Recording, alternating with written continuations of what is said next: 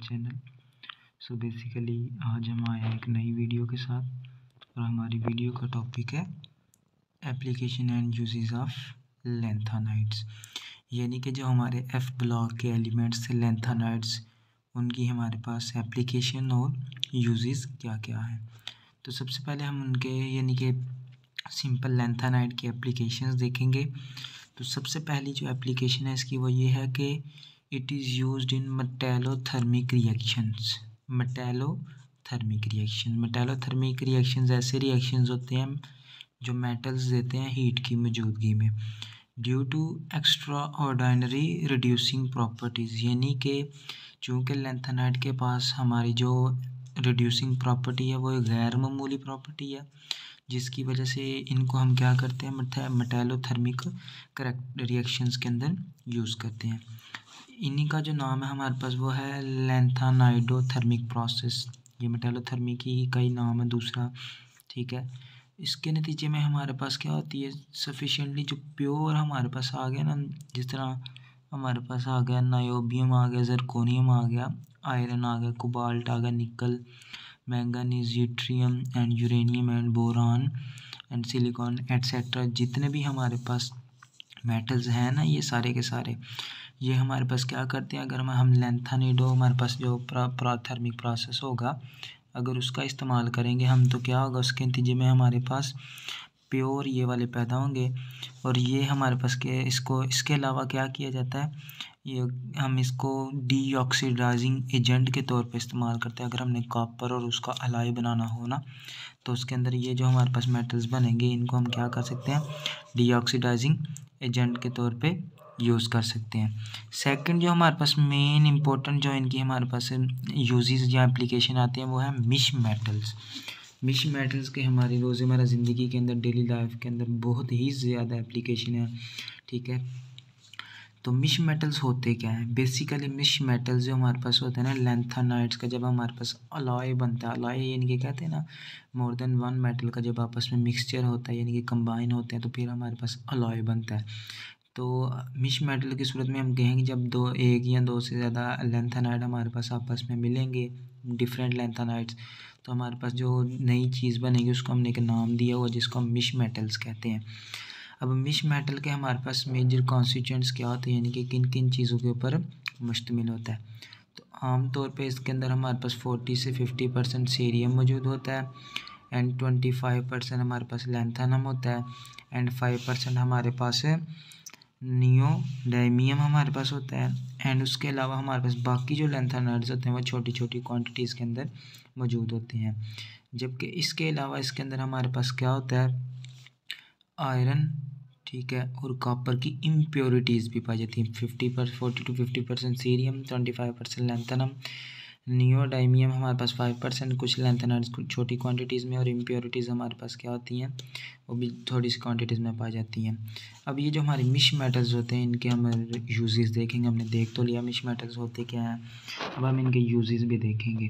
तो सबसे पहला हमारे पास यूज़ है कि जो हमारा स्टील होता है, ठीक है, स्टील के डिफरेंट ब्रांड्स होते हैं। जिस तरह हमने देखा होगा कि स्टील के हमारे एक्सप्लेन किया जाता है कि जी ये जो स्टील है ये हीट रेजिस्टेंस है, इसका इतना ज़्यादा हीट का इसके ऊपर इतना असर नहीं होता, यानी कि ये हीट को बियर कर सकता है।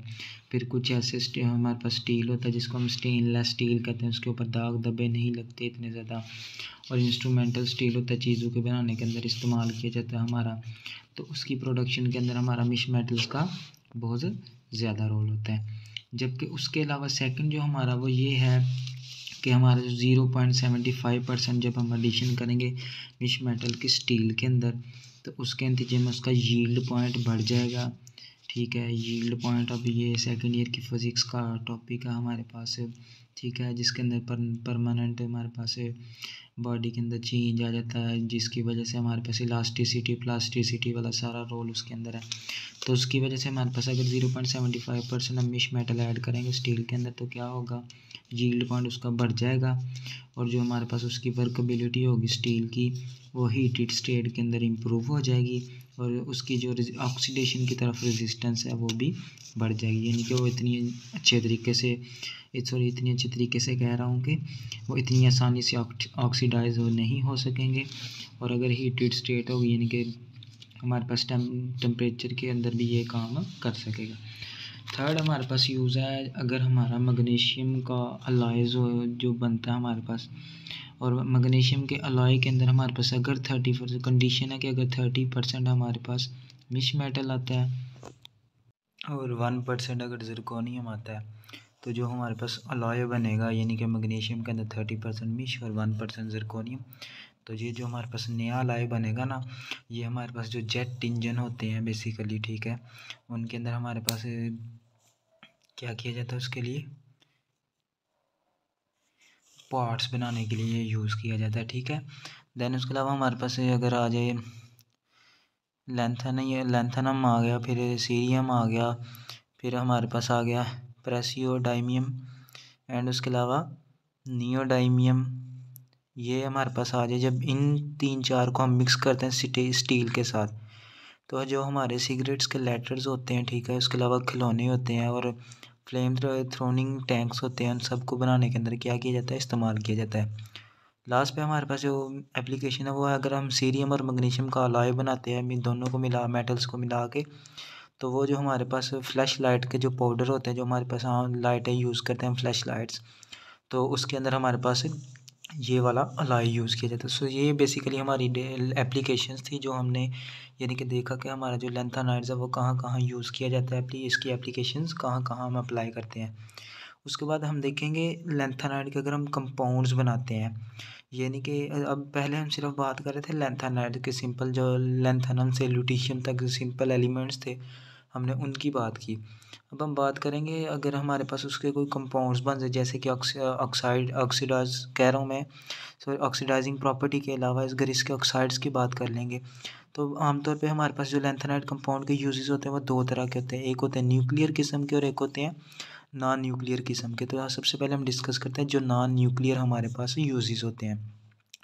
तो सबसे पहले इसको अप्लाई किया जाता है सेरामिक एप्लीकेशंस के अंदर। अगर हमारे पास सीरियम के ऑक्साइड हो जाए, लैंथेनम के हो जाए, फिर नियोडाइमियम या प्रेसियोडाइमियम वगैरह यूज़ किए जाते हैं, तो उसका हमारे पास बहुत ही ज़्यादा इम्पोर्टेंट रोल है। तो ये जो हमने पीछे नाम लिए जैसे कि CO2, ये जितने भी हमारे पास नाम है, ये आमतौर पे यूज़ किए जाते हैं डीकलराइजिंग ग्लास, यानी कि अगर हमने ग्लास को डीकलराइज करना है, ठीक है, तो उसके लिए हम ये जो ऑक्साइड्स हैं या जो लैंथेनम के कंपाउंड्स हैं, इनको लैंथेनाइड्स के यूज़ कर सकते हैं। अगर हम बात करें अप्रॉक्सीमेटली, अगर हमारे पास